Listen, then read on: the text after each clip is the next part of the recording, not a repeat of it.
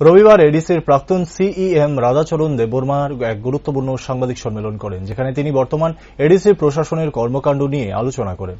মূলত প্রায় 3 বছর হতে চলল এডিসি প্রশাসনের, কিন্তু এই 3 বছরে এডিসি প্রশাসনের কর্মকাণ্ডের পরিসংখ্যানগত হিসেবে সম্পূর্ণভাবে ব্যর্থতার হিসেব পরিণত হয়েছে, যেখানে রাজ্যের তথা এডিসির জনগণ তাদের ব্যাপকভাবে ভোটদান করে জয়যুক্ত করেছিল।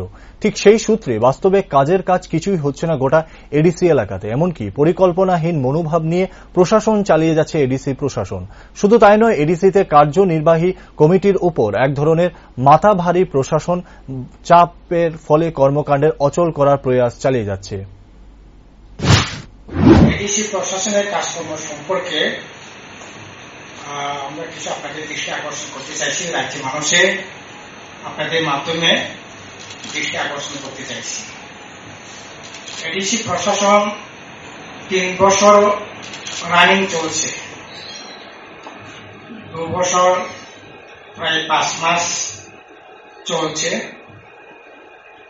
কিন্তু যে আশা আকাঙ্ক্ষাকে সামনে রেখে এডিসি প্রশাসনকে সেখানে রাজ্যের মানুষ, বিশেষ করে বিশেষত এডিসি এলাকার মানুষ যে ভোট দিয়ে তাদেরকে জিতিয়েছিল, সে আশা আকাঙ্ক্ষা পূরণে এডিসি প্রশাসন সম্পূর্ণভাবে ব্যর্থ। এবং এই ব্যর্থতার মূল কারণটা হচ্ছে আসলে এডিসিতে তারা যেরকম ভাবে